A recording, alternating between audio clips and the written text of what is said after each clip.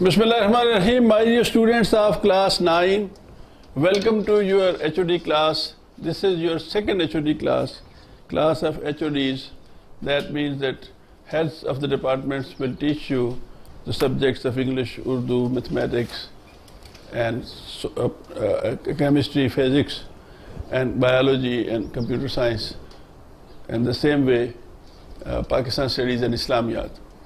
So, we taught you these subjects in the first class of HODs, and you have prepared them well on online. That means that on internet you have connected yourself with the website of Karnoot Residential College, and then you prepared these subjects, the syllabus which was taught to you in the first HOD class.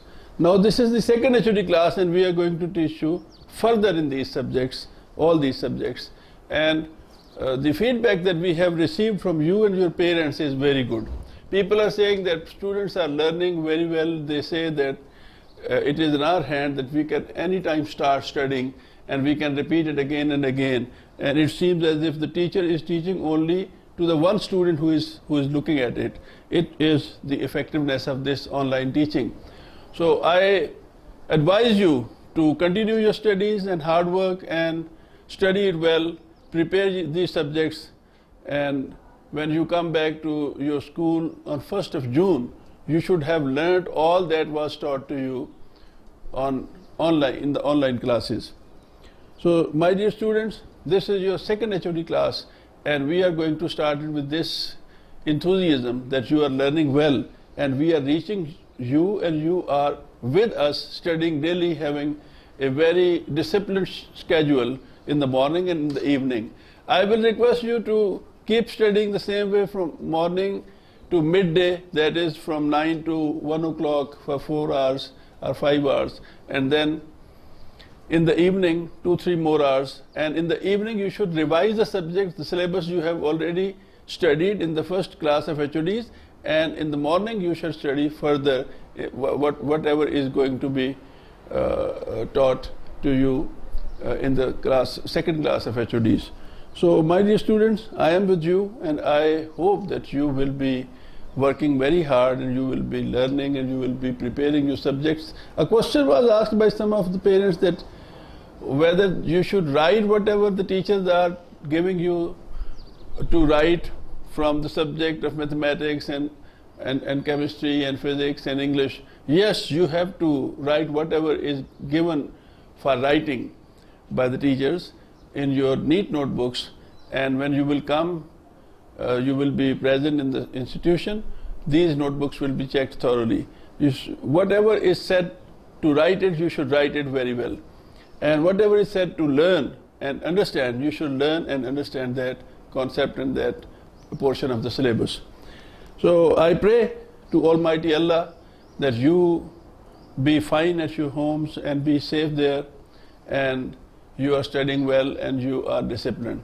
We shall welcome you on the 1st of June. After this HOD class, which is from May 3 to May 16, on 16th of May we shall give you details of your summer vacation home assignment, the way to solve that booklet.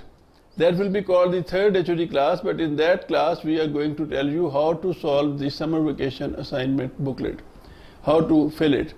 So you will complete your home assignment, that is summer vacation home assignment, from 17th of May to 17th of May to 30th or 31st of May, and then you will come present on 1st of June 2020 inshallah, and then we shall revise this syllabus, whatever has been taught in the first HOD class online, and then second HOD class online, and then after revising these the syllabus which is taught in these two HODs, we shall have your first term test from the 1st of July, the coming July, inshallah. So I hope that you will work hard, and I am always praying for your well-being, that Allah may be with you and may bless you with health and safety. Thank you very much. Bismillahirrahmanirrahim.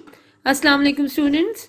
Welcome to your second HOD class of class 9th और आज हम English में जो syllabus पढ़ेंगे उसमें आपकी English की book का लेसन नंबर 11 शामिल है। उसकी कुछ एक्सरसाइज करेंगे और इसी तरह हम कुछ इस दफ़ा ग्रामर का पोर्शन भी करेंगे, जिसमें हम आपका कोई लेटर्स आपके नोट्स में से आपको करवाएंगे, कुछ पैराग्राफ्स कराएंगे, कुछ ट्रांसलेशन एक्सरसाइजेस सॉल्व कराएंगे। तो ये हम आपको डे वाइज सब काम करवाया करेंगे। तो आज डे 1 पर आपने जो जो काम करना है वो मेरे साथ साथ आप नोट कर लीजिए।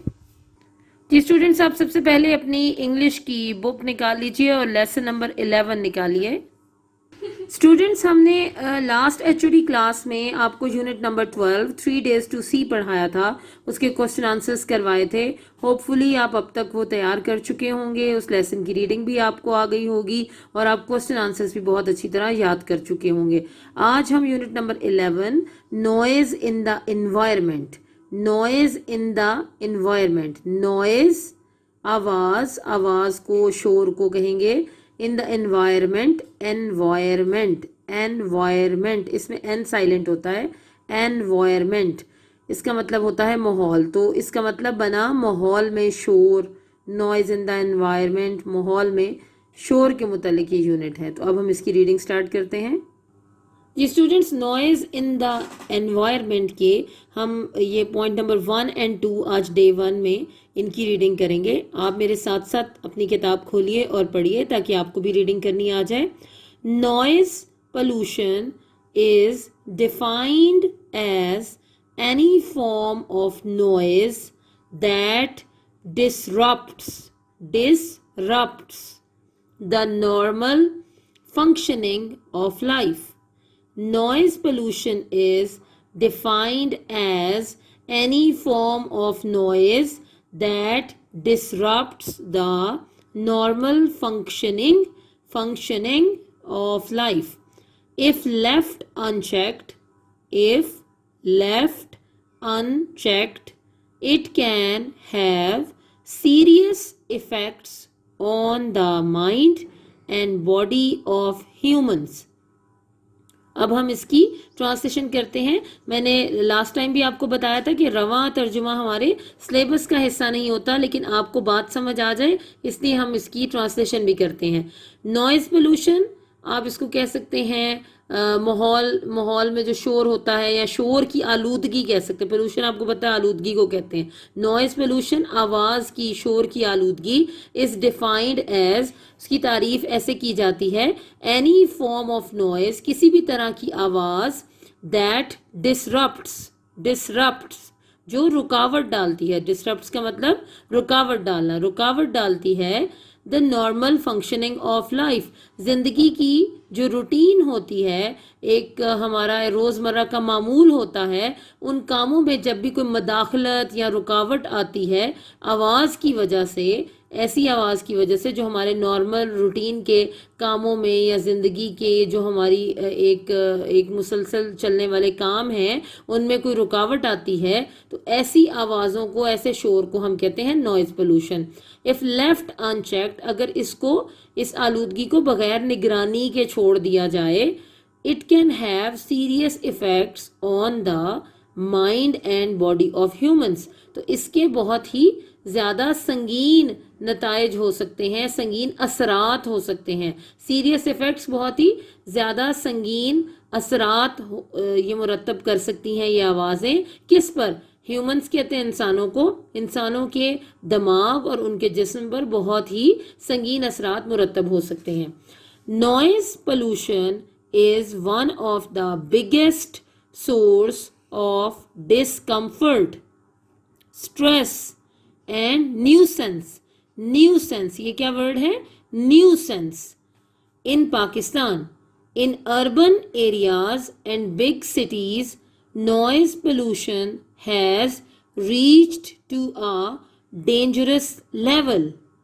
For instance, a survey by the Punjab Environmental Protection Agency claims that the level of noise in Lahore has reached 91 decibels, whereas a maximum of 75 decibels is acceptable.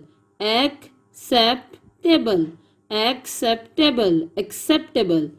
This means that the mental and physical health of so many people is already at risk. Noise pollution is one of the biggest source of discomfort. आवाज़ की आलूदगी एक बहुत बड़ा ज़रिया है, source ज़रिया है किस चीज़ का? डिस्कम्फर्ट, बेसकूनी का, स्ट्रेस आप कह सकते हैं, दबाव का, तकलीफ़ का, एंड न्यूसेंस क्या होता है? न्यूसेंस के बारे में अगर आप देखें तो इसका मतलब यही होता है कि बहुत ही ज़्यादा जिससे आप तंग पड़ते हैं, जिससे आप अजियत में आ जाते हैं, जो आपके लिए वबाल मुसीबत बन जाती है, उसको कहते हैं। तो ये पाकिस्तान में नॉइज़ पोल्यूशन या शोर की आलूदगी एक बहुत बड़ा ज़रिया है बेसकूनी, थकावट और मुसीबत का, अजियत का, वबाल का।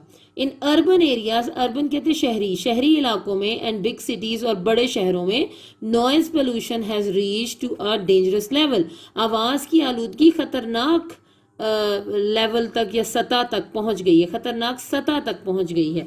फॉर इंस्टेंस, मिसाल के तौर पर, a survey by the Punjab environmental protection agency, ये एक ऐसी माहौलियाती तहफ़्फ़ुज़ की एजेंसी का नाम है जो पंजाब में है, पंजाब की माहौलियाती तहफ़्फ़ुज़ की एजेंसी।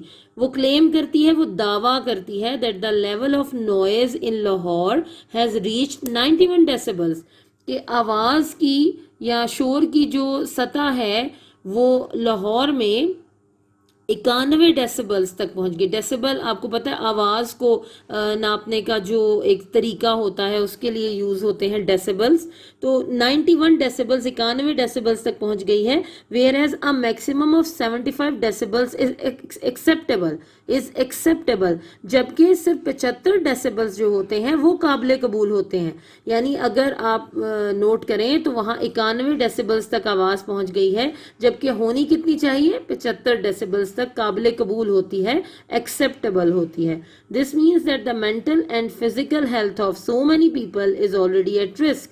इसका मतलब है कि बहुत से लोगों की ज़हनी, मेंटल ज़हनी एंड फिजिकल जिस्मानी सेहत ऑलरेडी पहले ही से एट रिस्क, दाव पर लगी हुई है, खतरे में है। यानी बहुत से लोगों की ज़िंदगी, जो कि जिस्मानी सेहत भी हो सकती, उनकी ज़िंदगी से मुराद ये है कि उनकी जिस्मानी सेहत, उनकी ज़हनी सेहत जो है बहुत से लोगों की, वो पहले ही से खतरे में है इस आवाज़ की आलूदगी की वजह से। तो स्टूडेंट्स, ये पॉइंट नंबर 1 और 2 आज आप डे 1 पर रीड करना सीखेंगे। बार बार इस वीडियो को सुनिए और इसके मुताबिक आप इसकी रीडिंग को सीखिए, साथ साथ खुद भी कीजिए, और जितने ये मुश्किल अल्फाज और उनके मीनिंग्स लिखे हैं इनको अंडरलाइन करके रखिए। ये आपके डिक्टेशन वर्ड्स भी हैं और आपके ऑब्जेक्टिव में भी आ सकते हैं, वर्ड्स मीनिंग के तौर पर भी, या वैसे स्पेलिंग्स की करेक्शन के लिए किसी भी तरह आ सकते हैं, इसलिए आप इनको अच्छी तरह से याद कीजिए। अब हम आगे चलते हैं।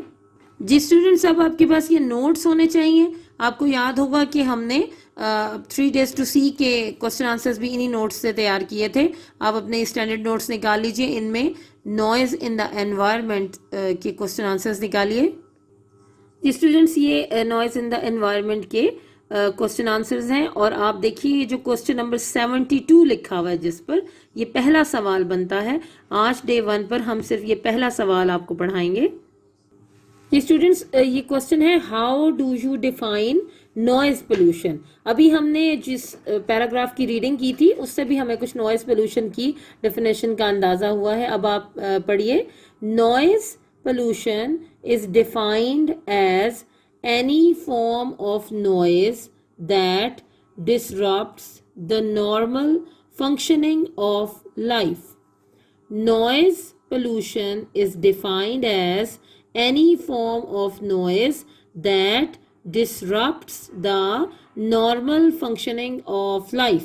सिर्फ ये क्वेश्चन आज आपने डे 1 पर अपनी इंग्लिश की नोटबुक्स पर नोट करना है। ऊपर लेसन का नाम लिखिए। इसी तरह question number 1, how do you define noise pollution लिखिए, फिर इसका ये आंसर लिख लीजिए और इसको आज ही के दिन में ज़ुबानी याद कर लीजिए। जी स्टूडेंट्स, आप अपनी क्लास प्री 9th में पहले 3 पैराग्राफ्स भी याद कर चुके हैं और इन्हीं नोट्स में आपके पैराग्राफ्स दिए हुए हैं। क्वेश्चन आंसर से थोड़ा आगे चलें तो कुछ पेजेस आगे ये पैराग्राफ्स मौजूद हैं। अब हम चौथा पैराग्राफ 9th में पढ़ना शुरू करेंगे जिसका नाम है फैशंस। फैशंस, तो आप मेरे साथ पढ़िए। आज डे 1 पर आपने ये पैराग्राफ ना सिर्फ पढ़ना है बल्कि इसको आपने अपनी इंग्लिश की नोटबुक्स पर नोट भी करना है और इसको आपने ज़ुबानी याद भी करना है। Fashions. No doubt, it is an age of fashions. The fascination of fashions is very strong in our cities. Everyone knows well the social importance of fashions. The craze to look smart and up to date is becoming even stronger. The garment industry, advertising and films are responsible for this craze. Shopping plazas and markets have sprung up everywhere. Foreign designs and elegant dressmaking are very much in demand. Fabrics, footwear, furniture, fast food, and video films have become the fashion of the day. Fashions move like windstorms. The glitter of advertisements, इसको ऐसे ही पढ़ना है,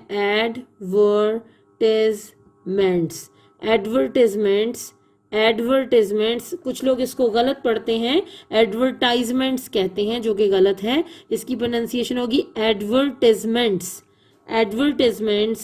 makes everything look like gold. We should be on our guard because all that glitters may not be gold in some cases. तो ये बहुत छोटा सा paragraph है स्टूडेंट्स। इसका टॉपिक का आपको पता है कि टाइटल है फैशंस के मुतालिक है कि क्या क्या चीज़ें आजकल इन होती हैं और क्या रिवाज होता है, उसके मुतालिक है ये। आप आज डे 1 पर इसको अपनी इंग्लिश की नोटबुक्स पर नोट कर लीजिए। आपका डे 1 और डे 2 दोनों भी यही काम है, 1 और 2 दोनों पे आपने कुछ ये पैराग्राफ आज डे 1 पर याद करना है और कुछ इसी पैराग्राफ को आपने डे 2 पर रिपीट करना है। आपको इस पैराग्राफ को याद करने के लिए 2 दिन दिए जा रहे हैं, डे 1 और आप यहाँ पर बेशक डे 2 भी लिख लीजिए ताकि आपको याद रहे कि आपने 2 दिन में इस पैराग्राफ को बहुत अच्छी तरह से याद करना है। लिखना आपने आज ही है डे 1 पर और कुछ याद आज कर लीजिए और कुछ कल नेक्स्ट डे याद कर लीजिएगा। बिस्मिल्लाहिर्रहमानिर्रहीम। अस्सलाम वालेकुम my dear students, welcome to second HOD class mathematics. बेटा आज आपको जो है वो मैथमेटिक्स की 9th क्लास की HOD क्लास के लिए जो है वो काम हम कर रहे हैं।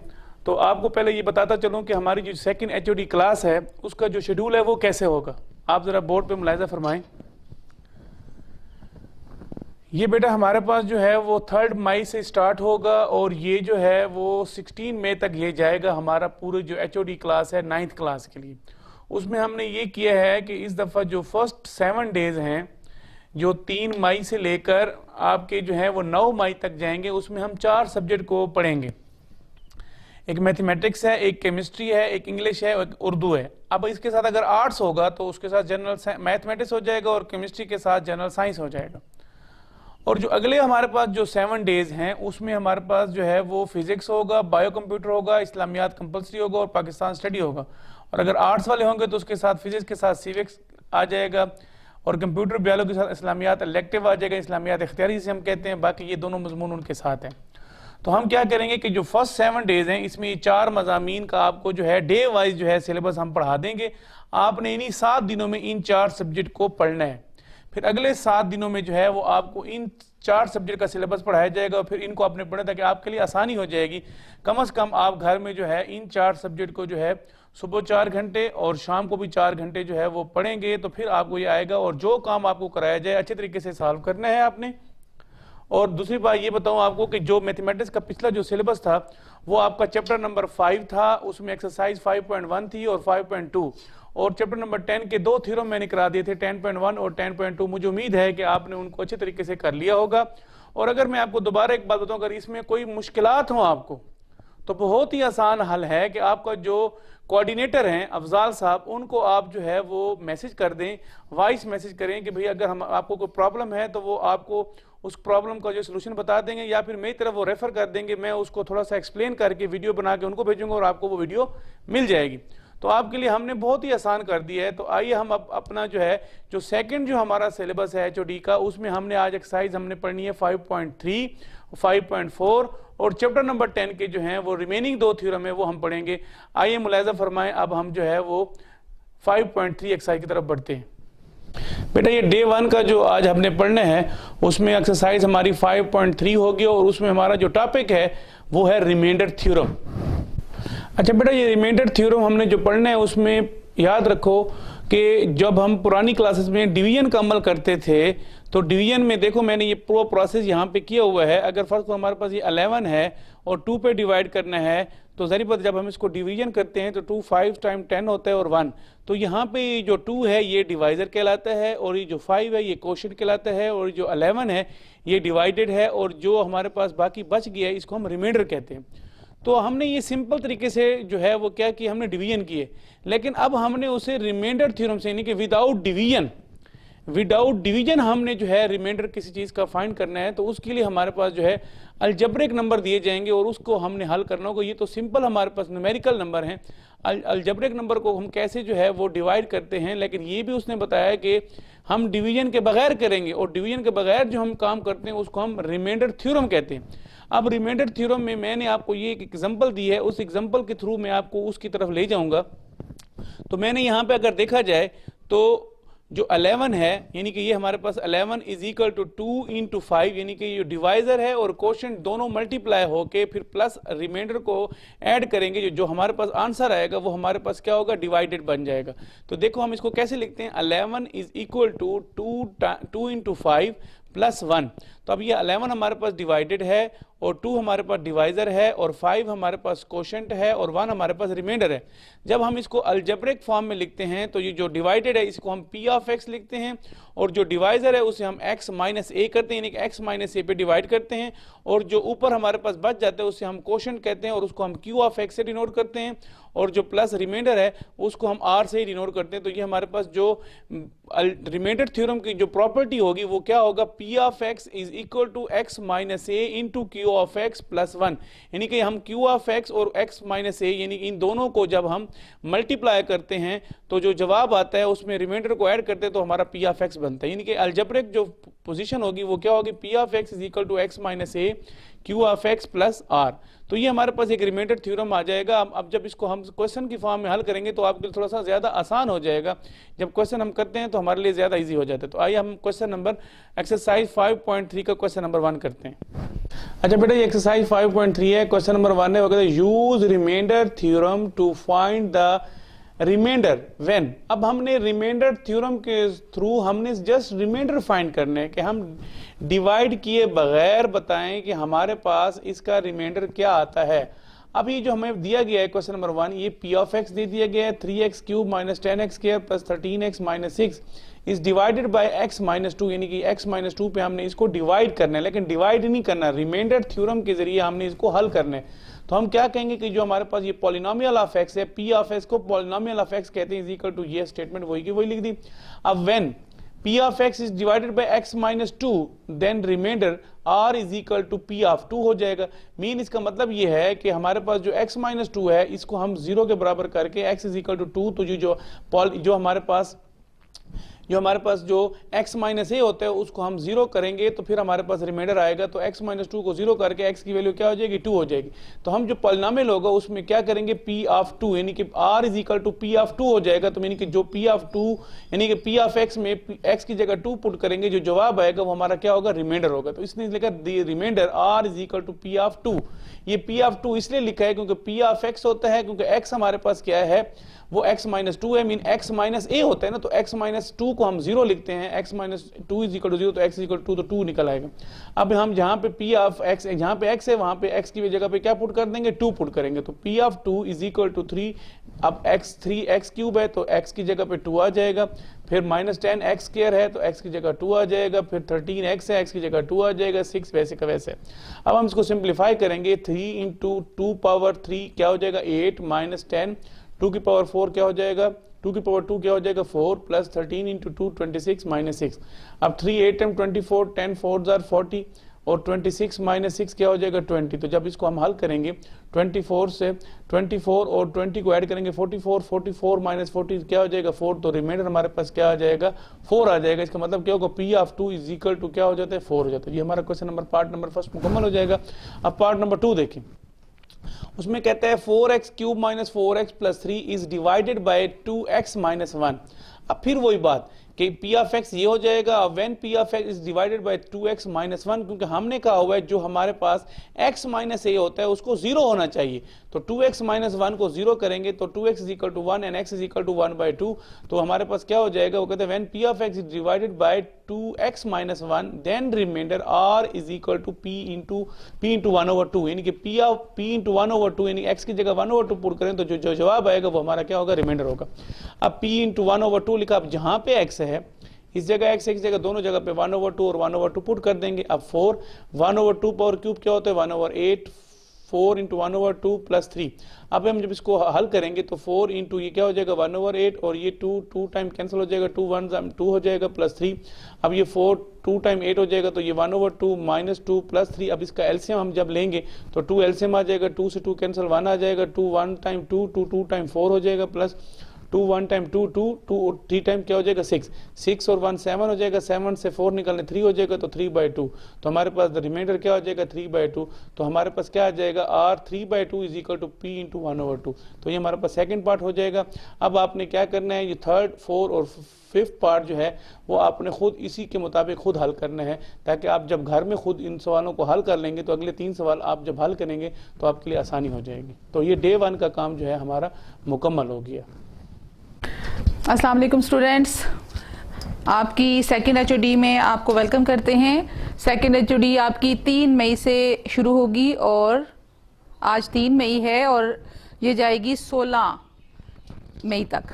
तो सेकंड एचओडी के पहले 7 दिन आप उर्दू भी पढ़ेंगे, जैसे बाकी सब्जेक्ट्स आपको बताए गए कि आपने पढ़ने हैं, तो मैं आपको इस एचओडी में उर्दू पढ़ाऊँगी। स्टूडेंट्स, उर्दू में हम पढ़ेंगे चैप्टर नंबर 6 पढ़ेंगे, चैप्टर नंबर 6 पंचायत है, और इसके अलावा हम नात पढ़ेंगे। नात की रिवीजन करेंगे क्योंकि आपने नात को प्री 9th में भी इसको पढ़ चुके हैं, तो इसको भी हम साथ साथ रिवाइज करेंगे। और चैप्टर नंबर 2 की रीडिंग करेंगे, सवालात के जवाबात करेंगे और साथ साथ हम किसी एक पैराग्राफ की सैको सबाक के साथ तशरीह भी करेंगे। स्टूडेंट्स, आज डे 1 है और हम अपना सबक शुरू करते हैं। जी स्टूडेंट, पंचायत सबक पढ़ने से पहले हम उसके मुसन्निफ का मुख्तसर तारुफ पढ़ेंगे जो आपके पेज नंबर 35 पे मौजूद है। आप अपनी किताबें खोलें और मेरे साथ साथ इसको देखें, जो मुश्किल अल्फाज हैं उनको पढ़ना सीखें। मुंशी प्रेमचंद, मुंशी प्रेमचंद मुसन्निफ हैं पंचायत के, जो कि 1880 में पैदा हुए और 1936 में वफात पाई। प्रेमचंद का असल नाम धनपत राय था।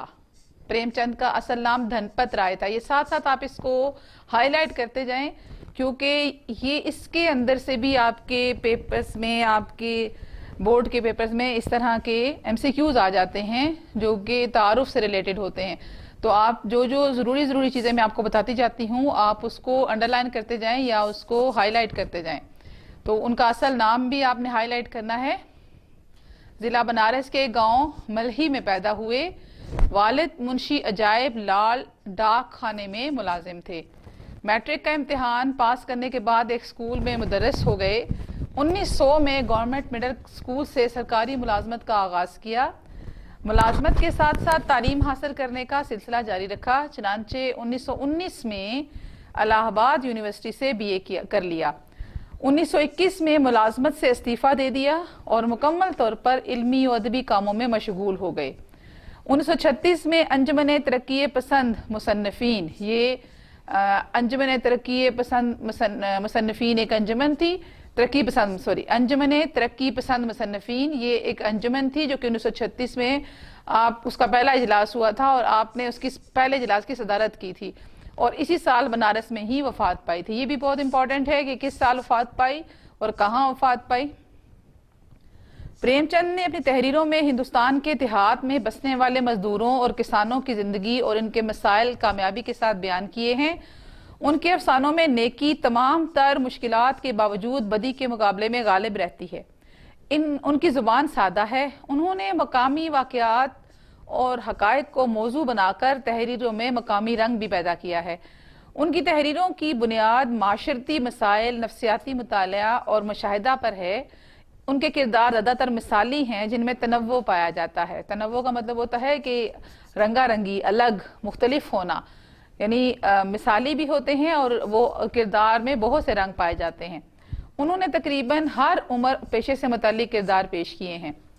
प्रेमचंद का शुमार उर्दू के अव्वलीन अफसाना निगारों में होता है। उनके अफसानों के मजमूए में सोज़े वतन, प्रेम पचीसी, प्रेम चालीसी, ज़ादे राह और वारदात ज़्यादा अहम हैं। उन्होंने अफसानों के अलावा नावल भी लिखे हैं जिनमें मैदान अमल, बाजार हुस्न और गौदान को ज़्यादा शोहरत मिली। आपने अफसानों के मजमूए के नाम भी याद करने हैं और नावलों के मजमूए के नाम भी याद करने हैं। ये भी MCQs का हिस्सा भी हो सकते हैं। हम पंचायत का आगाज करते हैं जो उनका एक अफसाना है और उसको हम पढ़ना शुरू करते हैं। और पंचायत कहते किसे हैं? पंचायत जो है वो देहात में, आज भी वो दूर दराज के देहात में ही होती है, लेकिन पुराने ज़मानों में जबकि मुंशी प्रेमचंद का ज़माना था उस वक्त तो देहात के तमाम इलाकों के जितने भी इर्द गिर्द के देहात थे उसका एक बिल्कुल लाजमी जुज़्व हुआ करती थी जिसमें बहुत बड़े बड़े लोग बैठा करते थे और वो अपने इलाकाई और मकामी मसाइल को उन बुजुर्गों के हदायत की रोशनी में, रहनुमाई की रोशनी में वहीं हल कर लिया करते थे और अदालत की और पुलिस की नौबत बहुत कम आती थी। तो पंचायत में क्या होता था और वहाँ पे भी हक और सच और फिर झूठ और बेईमानी चलती थी, लेकिन ये जो अफसाना है ये आपको बताएगा कि दरअसल हक किस तरह गालिब आता है झूठ पर। जी, जुम्मन शेख और अलगू चौधरी में बड़ा याराना था। साजे में खेती होती, लेन देन में भी कुछ साजा था। एक को दूसरे पर कामिल एतमाद था। जुम्मन जब हज करने गए थे तो अपना घर अलगू को सौंप गए थे और अलगू जब बाहर जाते तो जुम्मन पर अपना घर छोड़ देते। इस दोस्ती का आगाज उसी जमाने में हुआ जब दोनों लड़के जुम्मन के पिदरे बुजुर्गवार शेख जुमराती के रूबरू जानुए अदब तय करते थे। अब ये आपके लिए मुश्किल लफ्ज होगा। जानुए अदब तय करना का मतलब होता है शागिर्दी इख्तियार करना, यानी जुम्मन के जो वालिद बुजुर्गवार, पिदरे बुजुर्गवार यानी वालिद थे, वो पढ़ाते थे इन दोनों को।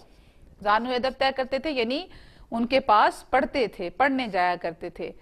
अलगू ने उस्ताद की बहुत खिदमत की, खूब रकाबियां मांझी। हमारे प्लेटें होती हैं ना, उस जमाने में रकाबियां प्लेटों को ही कहते हैं, प्लेटें धोते थे। खूब प्याले धोए, उनका हुक्का दम ना लेने पाता था, यानी उनका हुक्का कभी ठंडा ना होता था। उनके बाप पुरानी वजह के आदमी थे। तालीम के मुकाबले में उन्हें उस्ताद की खिदमत पर ज्यादा भरोसा था। वो कहा करते थे उस्ताद की दुआ चाहिए, जो कुछ होता है फैज से होता है। और अगर अलगू पर उस्ताद के फैज या दुआओं का असर ना हुआ तो उसे तस्कीन थी कि तहसीले इल्म का कोई दकीका उसने फरोगजाश्त नहीं किया। जुमला थोड़ा सा मुश्किल हो गया। तहसीले इल्म का मतलब क्या हुआ? इल्म हासिल करने का। और दकीका फरोगजाश्त करना, ये एक मुश्किल मुहावरा है। दकीका फरोगजाश्त ना करना यानी कोई कसर नहीं छोड़ी, यानी तहसील इल्म के लिए, इल्म हासिल करने के लिए उसने कोई कसर नहीं छोड़ी। उस्ताद की रकाबियां भी मांझी, बस पढ़ा नहीं, बाकी सब कुछ किया था उसने। इल्म उसकी तकदीर ही में ना था।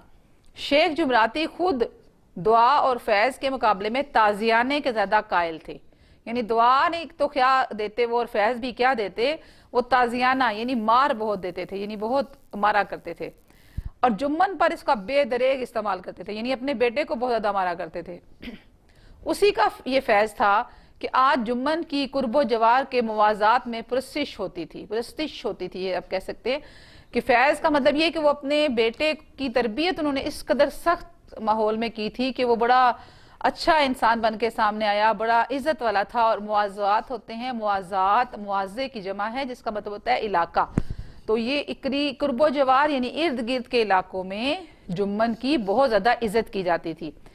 शेख जुम्मन की एक बूढ़ी बेवा खाला थी, उनके पास कुछ थोड़ी सी मलकियत थी मगर गरीब का कोई वारिस ना था।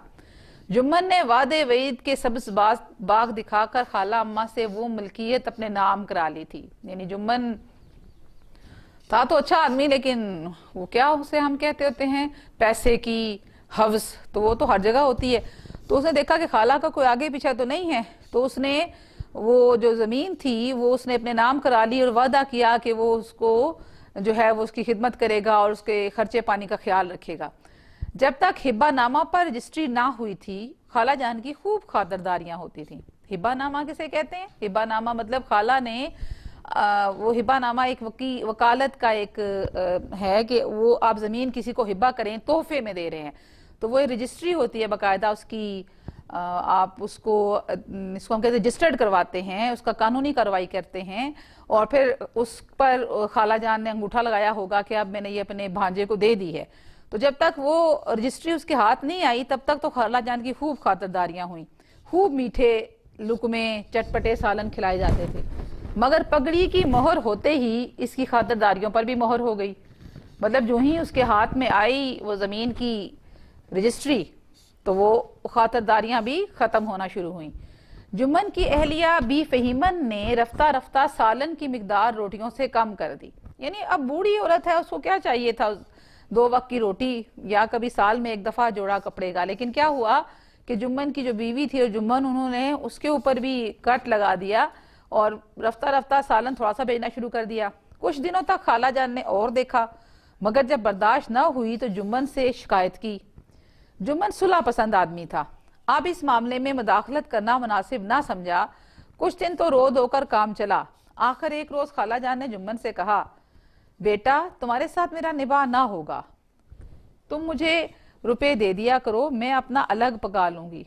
जुम्मन ने बेअतनाई से जवाब दिया, रुपया का यहाँ फलता है? यानी रुपया क्या यहाँ दरख्तों पे उगता है जो मैं आपको दे दिया करूं? खाला जान ने बिगड़ कर कहा, मुझे तो नान नमक चाहिए या नहीं। यानी नान नमक का मतलब हुआ कि मुझे तो रोटी चाहिए कि नहीं। जुम्मन ने मजलूमाना अंदाज से जवाब दिया, चाहिए क्यों नहीं, मेरा खून चूस लो। कोई ये थोड़ी समझता था कि तुम ख्वाजा खिजर की हयात लेकर आई हो। यानी वो अब जब वो जुम्मन की हालत बहुत बुरी थी तो वो ये समझता था कि मैं इसकी नाम रजिस्ट्री करा दूं तो मर आ जाएगी। लेकिन उस जमाने में बूढ़ों की उम्रें बहुत लंबी होती थी ना बेटा, तो बेचारी मरने का नाम नहीं ले रही थी। तो वो अब वो जुम्मन से कह भी रही थी कि मुझे रोटी भी चाहिए। खाला जान अपने मरने की बात नहीं सुन सकती थी, जामे से बाहर होकर पंचायत की धमकी दे दी। जुम्मन हंसे, वो फातिहाना हंसी जो शिकारी के लबों पर हिरन को जाल की तरफ जाते हुए देखकर नजर आती है। हाँ हाँ जरूर पंचायत करो, फैसला हो जाए, मुझे भी दिन रात का वबाल पसंद नहीं। पंचायत की सदा किसके हक में उठेगी उसके मुतालिक जुम्मन को अंदेशा नहीं था। यानी जुम्मन को अंदेशा नहीं था मतलब जुम्मन को फिक्र नहीं थी। कुर्ब जवार में ऐसा कौन था जो उनका शर्मिंदा मन्नत ना हो। शर्मिंदा मन्नत का मतलब होता है, मन्नत एहसान को कहते हैं, तो यानी हर एक पर उनका एहसान था। कौन था जो इनकी दुश्मनी को हकीर समझे। दुश्मनी को हकीर समझने का क्या मतलब हुआ कि दुश्मनी को कम तर समझे, यानी उनकी दुश्मनी को बहुत बड़ी दुश्मनी तस्वर की जाती थी और वो बहुत पहुंच वाले आदमी थे।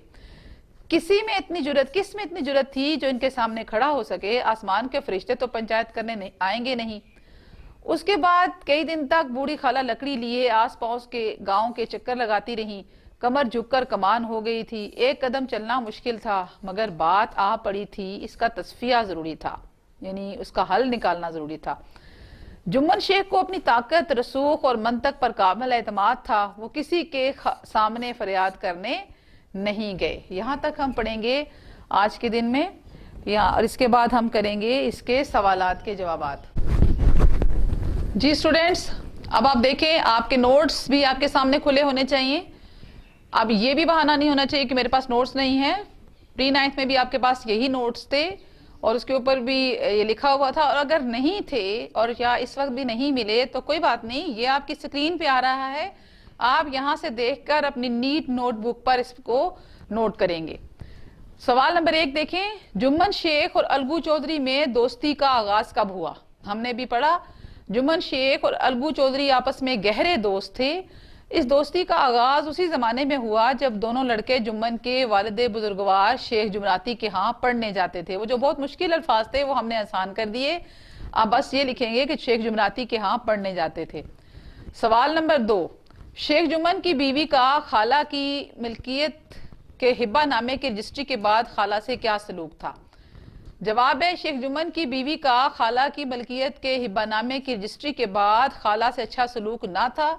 वक्त पर खाना भी ना दिया जाता था, रफ्ता रफ्ता सालन की मिकदार रोटियों से कम कर दी थी। ये सवाल नंबर 2 है। सवाल नंबर 3, अलगू चौधरी के पंच मुकर्रर होने पर शेख जुम्मन क्यों खुश था? जवाब है, अलगू चौधरी चूंकि इसका पुराना दोस्त था, दोनों में गाड़ी छिनती थी। जब खाला ने अलगू चौधरी को पंच मुकर्रर किया तो शेख जुम्मन ने सोचा कि अलगू चौधरी अपनी दोस्ती जरूर निभाएगा और फैसला जुम्मन के हक में होगा। यही वजह थी कि जुम्मन खुश था। यहाँ तक आपने आज की तारीख में याद करना है। जी स्टूडेंट्स, अस्सलाम वालेकुम। आपको मैं 9th में जो फिज़िक्स की सेकंड HOD क्लास है उसमें वेलकम करता हूँ। और हमने चैप्टर 6 को पिछली HOD क्लास में, जो कि पहली HOD क्लास थी, उसमें पढ़ा था और मैंने आपको सोर्सेज ऑफ एनर्जी तक पढ़ाया था। मुझे उम्मीद है कि आप लोगों ने उसको जो है वहाँ से वेबसाइट से देख के पढ़ा होगा लाजमी, और पढ़ना भी चाहिए, क्योंकि ये दिन जो है ये इसमें आपकी स्टडी जो है वो ज़ाया नहीं जानी चाहिए। और नोटबुक्स जो है वो साथ साथ आप अपने पास रखिएगा, और जो जो आप वहाँ पर समझेंगे तो वो आप अपनी नोटबुक्स के ऊपर लिखते रहेंगे। अब जो सेकंड HOD क्लास है उसमें जो डेज होंगे वो मई में वो कुछ यूँ होंगे। ये देखें, जो आपका डे 1 से लेकर डे 7 तक जो है उनमें जो आपके जो सब्जेक्ट्स हैं उसमें फ़िज़िक्स है, जनरल मैथ है, इंग्लिश है और उर्दू है। ठीक है, इसमें जो आर्ट्स के जो स्टूडेंट्स हैं वो जनरल मैथ का भी उनका सब्जेक्ट इसमें शामिल है। तो ये डे 1 से लेकर डे 7 तक होगा, और ये 3 मई से लेकर और 9 मई तक के ये जो दिन होंगे, 7 दिन, इसमें आपने ये पढ़ना होगा। और आज मैं आपको फिज़िक्स के जो चैप्टर नंबर 6 का जो टॉपिक है वो जो मास एनर्जी इक्वेशन है वो मैं आपको वहाँ से कराऊंगा, और उसके साथ में एक्सरसाइजेज और उसके न्यूमेरिकल्स और साथ में चैप्टर नंबर 7 के टॉपिक्स का जो है वो कुछ पोर्शन भी साथ में शामिल होगा। आइए अब हम अपने उसका आगाज़ करते हैं चैप्टर नंबर 6 का। जी स्टूडेंट्स, ये आपके पास जो है वो डे 1 से डे 7 तक की जो स्कीम है, इसमें आपने चैप्टर नंबर 6 के मास एनर्जी इक्वेशन टॉपिक से स्टार्ट लेना है। और ये डे 1 आपका, मैं फिर से बता दूं, 3 मई जो कि संडे का दिन है, ये यहाँ से आपकी ये जो है वो स्टडी स्टार्ट होगी। तो आइए हम शुरू करते हैं। जी स्टूडेंट्स, पेज नंबर 97 आपने ओपन करना है, और उसमें जो इक्वेशन है एक्सप्लेन मास एनर्जी इक्वेशन, ये आइंस्टाइन जो साइंटिस्ट गुजरा है उसने मास और एनर्जी की इंटर कन्वर्जन जो है वो एक्सप्लेन की थी।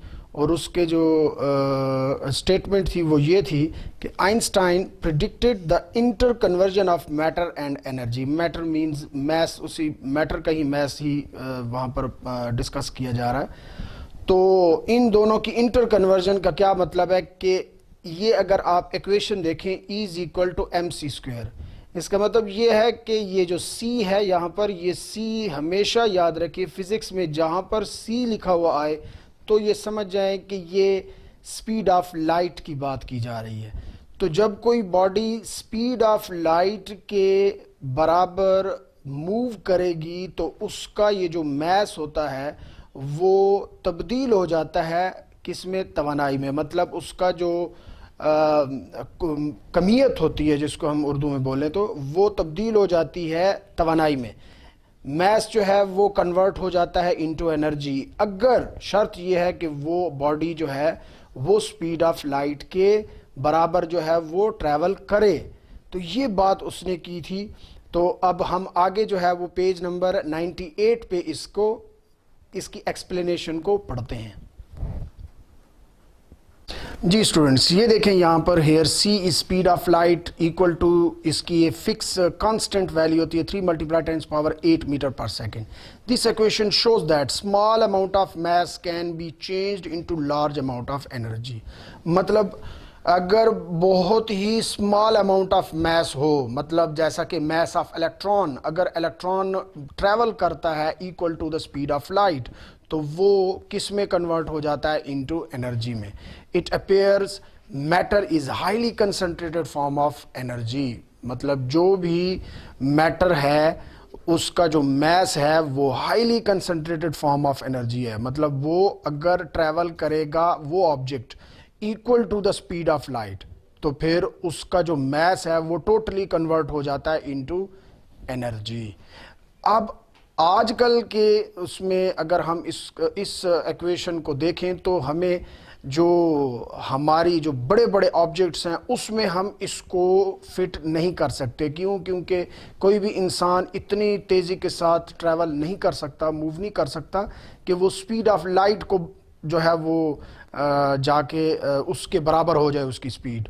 तो इसलिए ये जो इक्वेशन है ये कामयाब जाती है जो माइक्रोस्कोपिक ऑब्जेक्ट्स हैं, बहुत छोटे छोटे, जैसे कि इलेक्ट्रॉन है। इलेक्ट्रॉन जब हायर जो इनर शेल होते हैं वहाँ से वो जो आउटर मोस्ट शेल की तरफ जाता है तो वो एनर्जी को एमिट करता है। क्यों? क्योंकि वो इतनी स्पीड के साथ ट्रैवल करता है कि वो इनर शेल से आउटर मोस्ट शेल की तरफ जब वो ट्रैवल करता है तो वो एनर्जी एमिट करता है। वो एनर्जी जो है वो फोटॉन कहलाती है। वो एक्चुअली इलेक्ट्रॉन का मैस ही होता है, लेकिन वो कन्वर्ट हो जाता है किस में, इनटू एनर्जी। और वो फोटॉन जो है वो आपको रोशनी की शक्ल में नज़र आती है। अब हम ज़रा आगे एक और क्वेश्चन की तरफ बढ़ते हैं और उसका एक फ्लो चार्ट जो है वो बनाना होता है। वो अगर आप पेपर में आपके पास आएगा तो वो यही कहेगा कि draw the flow diagram of energy from fossil fuels. Fossil fuels मैंने आपको एचओडी जो पहली आपकी एचओडी क्लास थी उसमें आपको बताया था कि फॉसिल फ्यूल्स क्या होते हैं। कोल, ऑयल और गैस जो है, ये तीन जो है वो ज़राए जो हैं वो आपके पास फॉसिल फ्यूल्स होते हैं, क्योंकि इनको ज़मीन से हासिल किया जाता है। तो ये क्रूड फॉर्म में होते हैं, फिर इनको जो है वो तब्दील किया जाता है और इनको प्योरीफाई किया जाता है। अब इसमें जो फॉसिल फ्यूल्स का जो एनर्जी फ्लो डायग्राम है वो कुछ यूं है। पहले जो होती है एक कोल के अंदर फॉर एग्जांपल वो केमिकल एनर्जी होती है। Chemical energy stored in the fossil fuel as input, और इसको हम कहते हैं इनपुट।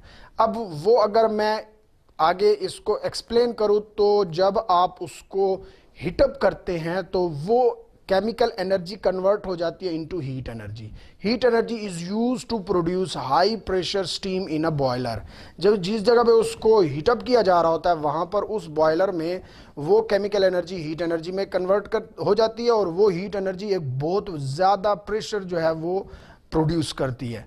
तो अगला जो इसका स्टेप है इस फ्लो चार्ट का वो ये है कि जो पोटेंशियल एनर्जी होती है उसके अंदर ऑफ स्टीम, उस स्टीम के अंदर, क्योंकि वो उसके अंदर जमा होती रहती है बॉयलर के अंदर, तो उस वक्त उसके अंदर वो मूव नहीं कर रही होती, उधर ही इकट्ठी होती है, तो उसके अंदर पोटेंशियल एनर्जी होती है। In steam is used to turn a turbine. तो वो जब टरबाइन की तरफ उसको ले जाया जाता है, जब वो प्रेशर डालती है टरबाइन पे तो टरबाइन चलता है, वो टर्न होता है, मतलब वो घूमता है उससे। तो वो जो पोटेंशियल एनर्जी होती है वो टरबाइन को चलाने के काम आती है, जिसको आप मैकेनिकल एनर्जी भी कह सकते हैं। मैकेनिकल एनर्जी ही की ही पोटेंशियल एनर्जी एक टाइप है। तो mechanical energy from turbine is used to run an electric generator. ये आपको पता होना चाहिए, पिछले भी लेक्चर में मैंने आपको ये बताया था कि जहाँ पर टरबाइन लगा होता है उसके साथ ही इलेक्ट्रिक जनरेटर भी कनेक्टेड होता है। जैसे टरबाइन चलेगा तो इलेक्ट्रिक जनरेटर भी चल पड़ता है, क्योंकि उसको एक मैकेनिकल एनर्जी की ज़रूरत होती है, तो वो फ़ौरन ही चलता है, तो इलेक्ट्रिसिटी जो है वो प्रोड्यूस होती है। ये हमारे पास लास्ट में जो इस फ्लो चार्ट में जो पॉइंट है ये आउटपुट है, electricity output from an electric generator. ये क्वेश्चन हो गया। अब most of electricity obtained from fossil fuels such as oil, gas and coal etcetera. In thermal power station electricity is generated from fossil fuels. Thermal power जो station होते हैं उसमें electricity जो है वो फॉसिल फ्यूल्स को ही जला के जो है वो हासिल की जाती है। ये मुख्तलिफ डेवलप कंट्रीज़ के अंदर ये तरीक़ाकार इस्तेमाल किया जाता है। What are the environmental issues. अब हम आते हैं कि अगर आप ये सारे ज़राए हासिल करते हैं और उससे उनको कन्वर्ट करते मुख्तलिफ और एनर्जी की जो है वो अक़साम हासिल करते हैं, वहीं पर कुछ उसकी वजह से माहौलियाती मसाइल भी आते हैं।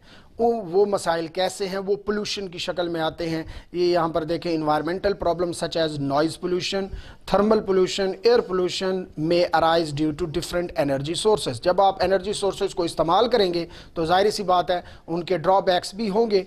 तो यहाँ पर नॉइज़ पोल्यूशन एक शोर की आलूदगी जिसको हम सूती आलूदगी भी कहते हैं, और हरारती आलूदगी भी होती है साथ में, क्योंकि टेम्परेचर इर्द गिर्द का बहुत बढ़ जाता है। हवा के अंदर भी बहुत ज़्यादा पोल्यूशन, बहुत आलूदगी जो है वो फैल जाती है, जो जिस चीज़ को आप जलाते हैं और उससे दूसरी फॉर्म ऑफ एनर्जी हासिल करते हैं। तो पोल्यूशन बेसिकली है क्या? Pollution is the change in the quality of environment. जो प्योरिटी होती है एनवायरनमेंट की, उसमें जब कोई चीज़ कंटेमिनेशन ऐड होती है, कोई जिसको आप इम्प्योरिटी कहते हैं, तो वो उसकी प्योर फॉर्म तब्दील हो जाती है। That can be harmful. वो बहुत ज़्यादा नुकसानदेह होती है and unpleasant for living things. जो लिविंग थिंग्स जो हैं, इंसानी जो हयात है, तो उनकी फेफड़ों के अंदर ये जो है सांस लेने के दौरान उनके अंदर चली जाती है। तो जो चीज़ भी आप उससे हासिल कर रहे होते हैं उसका कोई न कोई नुकसान भी साथ साथ हो रहा होता है। थर्मल पोल्यूशन क्या है? Temperature rise in environment that disturb life is called thermal pollution. It affects on balance of life and endangered the living things. Endangered ये जो है वो ख़तरे में डालती है जो भी जिंदा रहने वाले वो है जानदार हैं। एयर पोल्यूशन क्या है? Air pollution is unwanted and harmful. It occurs due to dust storms, volcanic eruption. And volcanic eruption का मतलब है ये आतिशफिशा पहाड़ जो फटते हैं, एंड फॉरेस्ट फायर्स, और ये जो जंगलात में बहुत ज़्यादा दर्जा हरारत बढ़ जाने की वजह से आग लग जाती है। It produces CO2 and dangerous radioactive waste. ये रेडियोएक्टिव वेस्ट मुख्तलिफ जो आपके पास न्यूक्लियर फैक्ट्रीज़ होती हैं उसमें जो रिएक्टर लगे होते हैं उनसे जो गंदगी जो निकलती है, जो फाजिल मादा निकलता है, उससे भी जो है इन्वायरमेंट जो है वो पोल्यूट होता है। सोल्यूशन क्या है इन इन्वायरमेंटल प्रॉब्लम्स के? Power plants, factories and automobiles should shift from populated area. जो आबादी वाले एरियाज़ हैं उनमें से इन पावर प्लांट्स को, फैक्ट्रीज़ को और ऑटोमोबाइल्स फैक्ट्रीज़ को, इनको वहाँ से शिफ्ट कर देना चाहिए जहाँ पर कोई भी आबादी ना हो। वहाँ पर automobiles we should use of lead free petrol. वो पेट्रोल आप यूज़ करें जिसके अंदर लेड की मिकदार बिल्कुल ही ना हो, ताकि वो जो है वो माहौल को आलूदा ना कर सके। That reduce lead amount in air, जिसकी वजह से हवा में फिर अमाउंट ऑफ ये जो लेड है उसकी मिकदार जो है वो बहुत ही कम हो जाती है। और sharing rides and public transport are the ways to reduce the number of automobiles in use. ये एक तरीक़ेकार है। इसका मतलब ये होता है कि जब आप मुसलसल एक से दूसरी राइड चेंज करते रहते हैं, गाड़ियाँ चेंज करते हैं, व्हीकल्स चेंज करते हैं, तो उससे जो इन्वायरमेंट के अंदर पोल्यूशन होती है उससे आपकी बचत होती रहती है। अब ये नेक्स्ट एक फ्लो डायग्राम है एनर्जी कन्वर्टर का। इसमें पेपर में ज़रूरी नहीं है कि ये सारे के सारे आएंगे, इसमें से कोई एक आएगा और आप दिया जाएगा और आपसे पूछा जाएगा कि इलेक्ट्रिक लैंप फॉर एग्जांपल उसमें एनर्जी कन्वर्ट कैसे होती है। फ्लो डायग्राम जो है एनर्जी कन्वर्टर का, ये देखें आपके पास इलेक्ट्रिक लैंप है। ये an incandescent lamp uses electric energy, जो कि इनपुट होता है। इनकंडेसेंट का ये टाइप का ये जो बल्ब होता है जिसमें फिलामेंट यूज़ किया जाता है। फिलामेंट ये बिल्कुल आपने ऐसे बल्ब देखोगे जिसके अंदर एक स्प्रिंग की तरह की छोटी सी तार लगी होती है जिसको आप फिलामेंट कहते हैं। ये जो बल्ब होते हैं इसमें जो इलेक्ट्रिक एनर्जी होती है वो एज अ इनपुट होती है। अब वो इनपुट आउटपुट में कैसे तब्दील होती है? दो किस्म की एनर्जी में वो तब्दील होती है। कौन कौन सी? An electric lamp produces light energy. एक तो वो तब्दील हो जाती है रोशनी की तवानाई में, लाइट एनर्जी में, और दूसरा an electric lamp produces heat energy, और साथ में हीट एनर्जी भी प्रोड्यूस होती है। सबसे ज़्यादा हीट एनर्जी जो है वो फिलामेंट बल्ब से प्रोड्यूस होती है। अब नेक्स्ट उसमें आ जाए, ये व्हीकल्स जो running with constant speed on low level road, जो अपने रोड्स पे चलती हुई गाड़ियां देखी हैं, उनमें जो है वो इनपुट और आउटपुट जो है वो कैसे हासिल होती है। तो जो फ्यूल होता है, fuel in a car is a source of chemical energy, ये इनपुट होता है उसके अंदर, उसकी मदद से वो तब्दील होता है, उसमें जो पोटेंशियल एनर्जी होती है वो फिर फ्यूल जलता है तो फिर उससे गाड़ी चलती है। तो कितनी फॉर्म ऑफ एनर्जी में ये कन्वर्ट होती है, तो ज़रा देखिएगा। Ignition of fuel causes heat energy, जैसे आप फ्यूल को इग्निट करते हैं, जैसे आप चाबी घुमाते हैं तो उससे एक स्पार्क मिलता है और वहाँ पर उसके अंदर मौजूद फ्यूल जो है वो जलने लग जाता है, जिससे हीट एनर्जी एक आउटपुट के तौर पे हासिल होती है। दूसरी कौन सी है? Ignition of fuel in the piston produces kinetic energy, और जो उसके इंजन में लगे हुए पिस्टन होते हैं वो भी साथ मूव करने लग जाते हैं, तो उनके अंदर काइनेटिक एनर्जी होती है, और वो आउटपुट मज़ीद एक और जो है आउटपुट आपके पास सामने आता है। वो क्या है कि work done in moving objects. तो फिर उसकी मदद से जैसे ही वो पिस्टन मूव करते हैं तो गाड़ी स्टार्ट हो जाती है और चलने लग जाती है। इग्निशन ऑफ फ्यूल जो है, जो फ्यूल को आप इग्निट करते हैं, स्पार्क देते हैं, वो प्रोड्यूस करती है साउंड एनर्जी, नॉइज जो है वहाँ पर। जैसे ही आप उसको चाबी को घुमाते हैं तो गाड़ी स्टार्ट होती है तो वो एक आवाज़ निकालती है, तो वो भी एक साउंड एनर्जी वहाँ पर प्रोड्यूस होती है, जिसको आप नॉइज भी कह सकते हैं, शोर भी होता है। नेक्स्ट जो एक एनर्जी कन्वर्टर है वो है पावर स्टेशन। पावर स्टेशन में अब आप पावर स्टेशन में आप देख सकते हैं जो हाइड्रोथर्मल पावर प्लांट है, जिससे आप पानी की मदद से जो है वो आप एनर्जी हासिल करते हैं, उसी की ही मिसाल ले लें। ये देखें, potential energy of stored water, ये जो पानी जमा होता है डैम में उधर, उसके अंदर पोटेंशियल एनर्जी होती है। अब वो पोटेंशियल एनर्जी कितनी जो है वो फॉर्म ऑफ एनर्जी में तब्दील होती है, ज़रा आप देखिएगा। एक तो वो जब पानी को वहाँ से छोड़ा जाता है तो वो फ्लो करता है, तो उसमें जो पोटेंशियल एनर्जी होती है वो कन्वर्ट हो जाती है इनटू काइनेटिक एनर्जी। क्यों? क्योंकि जब वो फ्लो करेगा, मूव करेगा, तो उसके अंदर क्या होगी? काइनेटिक एनर्जी होगी, और मज़ीद वो काइनेटिक एनर्जी वर्क डन किस पे करती है? रनिंग द टरबाइन, वो टरबाइन को चलाती है।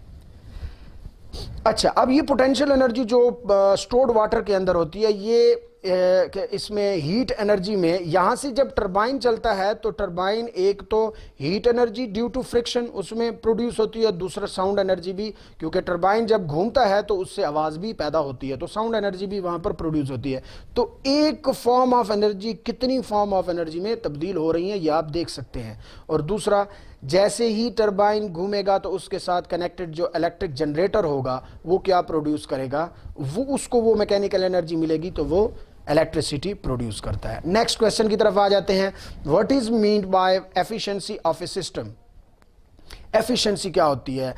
इसको हम काबिलियत भी कह सकते हैं उर्दू में। काबिलियत, किसी भी सिस्टम की वो जो काबिल होता है वो किस तरह उसको आप फार्मूलेटिकली बता सकते हैं। तो ये देखिए, the ratio of output to the input, आपने जो जिस सिस्टम से इनपुट फोर्स लगाई है और उसकी मदद से आपको एक आउटपुट मिला है, उस आउटपुट को आप डिवाइड कर देंगे इनपुट के साथ, वो आपके पास एफिशिएंसी आएगी। लेकिन ये एफिशिएंसी नंबर में नहीं आती, ये परसेंटेज में आती है, इसलिए आप इसको परसेंटेज में आप निकालते हैं आउट ऑफ 100 कि 100 में से इसकी कितनी एफिशिएंसी है। तो output divided by input multiply by 100%। तो एक आइडियल, जो एक अच्छा जो सिस्टम होता है वो वाला सिस्टम होता है जिसके अंदर किसी किस्म की एनर्जी वेस्ट ना हो और वो 100% एफिशिएंट हो। People are trying to design a system which has 100% efficiency. ऐसा कोई सिस्टम इजाद करने की कोशिश की जा रही है जो कि जो है वो 100% एफिशिएंट हो। वैसे जो आयरन यूज़ की जाती है घरों के अंदर, उसमें जो इलेक्ट्रिसिटी जिससे हीट एनर्जी प्रोड्यूस होती है वो ऑलमोस्ट 98-99% जो है वो एफिशिएंट वो आयरन जो है होती है, वो इस्त्री जो इस्तेमाल की जाती है। तो 100% एफिशिएंट जो है वो सिस्टम जो है वो आइडियल सिस्टम कहलाते हैं। आगे एक टॉपिक है छोटा सा, power. Define power and its unit. The rate of doing work is called power. मतलब आपने कितने वक्त में एक काम को सरंजाम दिया है वो आपकी क्या कहलाएगी? ताकत कहलाएगी। तो it is denoted by P, capital P से इसको डिनोट किया जाता है। P is equal to work done divided by time taken. तो आपने जो काम किया और जिस वक्त में उस काम को सरंजाम दिया वो आपकी पावर कहलाएगी। तो P is equal to W divided by T. जी देखिए, work is a scalar quantity. आपको पता है कि वर्क जो है वो स्केलर क्वांटिटी है, इसके अंदर सिर्फ और सिर्फ मिकदार की बात की जाती है, कोई इसमें डायरेक्शन शामिल नहीं होती। And power is also scalar quantity, तो फिर पावर भी स्केलर क्वांटिटी ही बनेगी क्योंकि उसमें वर्क शामिल है। तो ऐसा यूनिट जो पावर की होती है वैसे तो फार्मूले से आप देखें तो जॉल पर सेकंड बनती है, लेकिन इसकी ऐसा यूनिट जो सिस्टम ऑफ इंटरनेशनल में इसकी यूनिट है वो वाट है। तो हम इसको अगर इस यूनिट को डिफाइन करें तो वो कुछ यूं करेंगे, the power of a body is 1 watt.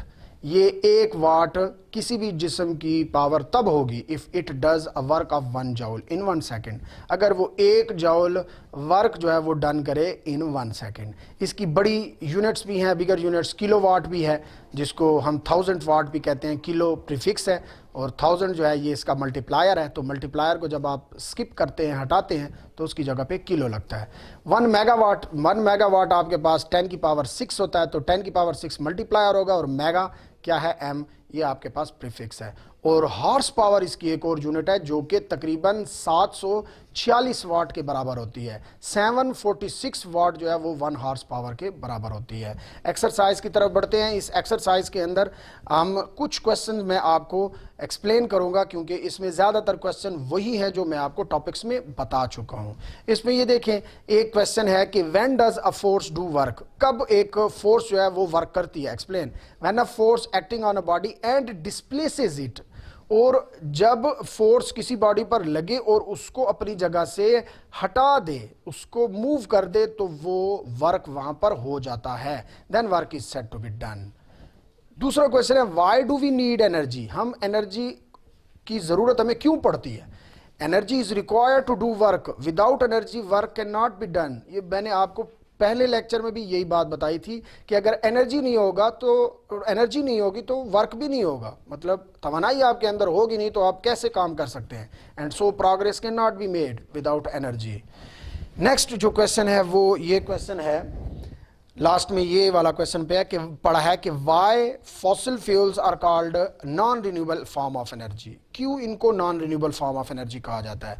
The fossil fuels are one use to get energy are consumed completely. जब हम फॉसिल फ्यूल्स को इस्तेमाल करते हैं और एनर्जी हासिल करते हैं तो ये एक दफ़ा मुकम्मल तौर पे जब इस्तेमाल हो जाते हैं तो so these are not renewable, तो ये दोबारा हासिल नहीं हो सकते वहां से। And they get millions of years for their formation, और फिर इनको बनने में जो है वो लाखों साल जो है उसमें लग जाते हैं, मिलियंस ऑफ ईयर्स जो है उसमें सर्फ हो जाते हैं। ये लास्ट क्वेश्चन है, बहुत इंपॉर्टेंट क्वेश्चन है कि which form of energy is most preferred and why, हम कौन सी तवानाई की किस्म को जो है हम ज़्यादा मुअस्सिर देखते हैं कि वो ज़्यादा हम इस्तेमाल कर सकते हैं, प्रेफरेंस क्यों दी जाती है, फोकियत क्यों दी जाती है। Solar energy is mostly preferred because it does not pollute the environment, क्योंकि जब भी आप किसी भी एनर्जी से दूसरी एनर्जी आप हासिल कर रहे हैं तो ज़रूरी है कि साथ में इन्वायरमेंट को भी देखा जाए कि उससे वो पोल्यूट ना हो। तो सोलर एनर्जी से आप जो एनर्जी हासिल करते हैं, जैसा कि सोलर पैनल्स को आप सोलर सेल्स को जॉइंट करके और वायर्ड के साथ उनको जॉइंट किया जाता है और सोलर पैनल से आप जो सोलर एनर्जी हासिल करते हैं उससे इन्वायरमेंट पोल्यूट नहीं होता। देखिए ये क्वेश्चन है कि how is energy converted from one form to another. ये देखें, energy can be converted into another form. For example heat energy is converted into mechanical energy. Heat energy जब आप इस्तेमाल करते हैं तो वो आपके पास जो है वो कन्वर्ट हो जाती है इनटू मैकेनिकल एनर्जी। कैसे, जैसे कि मैंने अभी थोड़ी देर पहले आपको एक क्वेश्चन बताया कि हीट एनर्जी जो है वो कोयले की जो केमिकल एनर्जी होती है उसको हीट एनर्जी में कन्वर्ट किया जाता है, और हीट एनर्जी से आप क्या करते हैं, टरबाइन को टर्न करते हैं तो वो मैकेनिकल एनर्जी ही हो जाती है, एंड इलेक्ट्रिक एनर्जी और इलेक्ट्रिकल एनर्जी, और वही मैकेनिकल एनर्जी जो है टरबाइन की जनरेटर से इलेक्ट्रिकल एनर्जी को हासिल करती है। ये देखें, can be converted into light and heat energy, और फिर वो मज़ीद लाइट में और इस तरह से वो कन्वर्ट होती जाती है। जी, ये क्वेश्चन है, when a person takes a bucket to some distance work done by him is zero, why? जब एक इंसान एक बंदा एक बाल्टी को उठाता है, ठीक है, और उठा के और वो चलता है कुछ फासले तक, लेकिन वहां पर वर्क नहीं हुआ, वो जीरो है, क्यों? वजह क्या है? ये देखिए, work done by person walking on a level road with bucket on his hand is zero. वजह क्या है? वजह ये देखिए फार्मूले में W is equal to F dot d, F d cos theta है, और जब उस बंदे ने उस बकेट को अगर उठाया हुआ है, यूं उठाया हुआ है, और उसका एंगल बन रहा है बाल्टी का ग्राउंड के साथ 90 एंगल, तो जब आप 90 एंगल को इसमें पुट करेंगे तो cos 90 जीरो बन जाएगा। ये देखें, आगे एक्सप्लेन किया गया है, where theta is the angle between the direction of force and the direction of displacement of the object if they are perpendicular to each other. यही बात सबसे ज्यादा मैटर करती है कि अगर थीटा इक्वल टू 90 है तो फिर जब cos 90 करेंगे तो कैलकुलेटर में आप देख सकते हैं वो जीरो आंसर देता है, तो therefore work done is zero. Bismillahirrahmanirrahim. Assalamu alaikum. Dear students of class 9th, welcome to second class of HODs for the subject of chemistry. मुझे उम्मीद है कि आपने फर्स्ट क्लास में बताया गया तमाम सिलेबस समझा भी है और याद भी कर लिया है। तो अब हम आज उससे आगे सेकेंड क्लास के सिलेबस को डिस्कस करेंगे, और जो कि हम चैप्टर 6 को मुकम्मल करेंगे जो हमने फर्स्ट क्लास ऑफ HODs में जहाँ तक पढ़ा था उससे आगे। अब आते हैं स्कीम ऑफ स्टडीज़ की तरफ। तो आपकी सेकेंड क्लास में जो सिलेबस आपको बताया जा रहा है वो आपने तैयार करना है फ्रॉम 3 मई टू 9 मई, और ये 7 वर्किंग डेज़ का सिलेबस है जो कि संडे से स्टार्ट हो रहा है और सैटरडे, नेक्स्ट सैटरडे तक जाएगा। ये देखिए, रेड बॉक्स से मैंने इसको मार्क भी कर दिया। ये 7 वर्किंग डेज़ का केमिस्ट्री का सिलेबस आज के लेक्चर में आपको बताया जा रहा है डे वाइज, और इसमें जो चैप्टर हम पढ़ेंगे वो है चैप्टर 6 सॉल्यूशंस। तो आइए आज के लेक्चर का आगाज करते हैं। Dear students, let's begin with day 1 chapter 6 solutions. Chapter 6 का पहला हिस्सा जो था वो सॉल्यूशन और टाइप्स ऑफ सॉल्यूशन को एक्सप्लेन कर रहा था। अगर आपने पढ़ा हो तो उसमें हमने सॉल्यूशन ऑफ लिक्विड्स, गैसेस और solids from daily life examples prepare किए थे। अब जो हिस्सा मैं आज शुरू कर रही हूँ ये कैलकुलेशन से डील करता है, क्योंकि concentration of solution is very important. जब डेली लाइफ में हम सॉल्यूशन बनाते हैं, आप घरों में भी बहुत से सॉल्यूशन बना रहे होते हैं। जैसे मैं छोटी सी मिसाल आपको दूँ कि आप कोई शरबत या कोई मशरूब बना रहे हैं, और अगर आप उसमें चीनी की मिकदार बहुत ज़्यादा कर लेंगे तो क्या आप उसे पी सकेंगे? या अगर आप उसको बहुत कम कर देंगे तो क्या वो मुनासिब होगा? तो concentration of solution is very important, कि कितनी अमाउंट ऑफ सोल्यूट आपने ऐड करनी है to make a good solution for good purpose. तो इसके लिए हमारे पास जो पहली चीज़ हम डिस्कस करेंगे वो है कंसंट्रेशन यूनिट्स में परसेंटेज ऑफ सोल्यूशन। तो write 4 ways to express percentage of solution. Solution की परसेंटेज को एक्सप्रेस करने के हमारे पास कितने मेथड हैं? द मास और volume of solute dissolve in 100 ग्राम और 100 centimetre cube of solution is called percentage. अब यहाँ पे मैं एक बात आपको दोबारा याद कराती जाऊँ। आपने पढ़ा हुआ है कि सोल्यूशन के 2 कंपोनेंट्स होते हैं, solute and solvent. Solute is in small quantity and solvent is in large access in large quantity. तो ये इसकी डेफिनेशन ये कह रही है कि चाहे आप मास कंसिडर करें या वॉल्यूम कंसिडर करें, किसका? सोल्यूट का। Dissolve in 100 gram of solution या 100 सेंटीमीटर क्यूब ऑफ सोल्यूशन। 100 ग्राम या 100 सेंटीमीटर क्यूब ऑफ सोल्यूशन के अंदर जितना मास या वॉल्यूम सोल्यूट का डिजॉल्व होता है वो क्या कहलाता है? Percentage. Are you getting my point? Now we'll see how many methods or how many ways of calculation of percentage we have. Percentage mass by mass, percentage mass by volume, percentage volume by volume and percentage volume by mass. 4 methods है हमारे पास, तो one by one हम उनको discuss करेंगे। Percentage mass by mass, mass by मास का मतलब ये है कि आपने सोल्यूट का भी मास लेना है, मतलब उसकी क्वांटिटी भी आपने ग्राम्स में लेनी है, और सॉल्वेंट का भी मास लेना है, उसकी क्वांटिटीज भी आपने ग्राम में लेनी है। कहते हैं कि if we dissolve 10 gram of sodium chloride in 90 gram of water, the concentration of solution will be 10% mass by mass. तो आपने क्या करना है, वेट करना है, यहाँ पे वॉल्यूम नहीं लेना। आपने 10 ग्राम नमक को 90 ग्राम वाटर में डिसॉल्व करना है, तो ये सोल्यूशन मास बाय मास होगा, क्योंकि आपने सोल्यूशन का भी मास लिया है और सोल्यूट का भी मास लिया है। नेक्स्ट हमारे पास है percentage mass by volume. If we dissolve 10 gram of NaCl in the sufficient water to make 100 centimetre cube of solution. यहाँ पे आप सोल्यूट का मास लोगे लेकिन सोल्यूशन का वॉल्यूम लोगे, तो आप क्या करोगे कि 10 ग्राम NaCl 10 ग्राम नमक को आप जिस सोल्यूशन बनाने के लिए डिसॉल्व करोगे, तो सोल्यूशन की अमाउंट क्या होगी, 100 centimetre cube. Centimetre cube volume का यूनिट है, you are well aware of these things. So this solution will be 10% m by v हम लिखेंगे, mean mass by volume, mass of solute and volume of solution। तीसरी चीज ये percentage volume by volume. If we dissolve 10 metre cube of alcohol in 90 centimetre cube of water. अब आपने again क्या करना है, दोनों वॉल्यूम लिए हैं, यहाँ पे आपने मैस नहीं लिया। आपने क्या किया, 10 सेंटीमीटर क्यूब अल्कोहल को मेजर किया मयरिंग सिलेंडर में, और दूसरे मयरिंग सिलेंडर में 90 सेंटीमीटर क्यूब वाटर मेजर किया और इनको मिक्स कर दिया। अब आपने दोनों वॉल्यूम लिए हैं, तो ये क्या हो जाएगा, वॉल्यूम बाय वॉल्यूम सोल्यूशन, ये भी 10% है। Percentage volume by mass. अब अगर आपको पिछला टॉपिक समझ आया है तो आप ये बात समझ गए होंगे कि वॉल्यूम बाय मास का मतलब है कि volume of solute divided by mass of solution. So if you dissolve 10 centimeter cube of alcohol in 90 gram of water, this solution will be 10% volume by mass। तो अल्कोहल का आपने क्या लेना है, वॉल्यूम, और वाटर का आपने क्या लेना है, मास। तो स्टूडेंट्स आपने ये चीज समझनी भी है और याद भी करनी है कि परसेंटेज ऑफ सॉल्यूशन जो है वो क्या है, और इसकी 4 टाइप्स हैं। आज के दिन का आपका यही टारगेट है, और इसके साथ मैं एक आपको पढ़ा रही हूँ formula molarity. Molarity is defined as the number of moles of solute dissolve per decimetre cube of solution. Molarity बहुत इंपॉर्टेंट चीज़ है। हम लैब में कोई सोल्यूशन बनाते हैं, हम मेडिसिन बनाते हैं, जब हम फार्मास्यूटिकल इंडस्ट्रीज में कोई सोल्यूशन बनाते हैं, हम रिसर्च लैब में कोई सोल्यूशन बनाते हैं, तो उसमें सबसे इंपॉर्टेंट पैरामीटर कौन सा है, मोलैरिटी। मोलैरिटी की डेफिनेशन को समझने से ज्यादा उसका फॉर्मूला समझने की जरूरत है।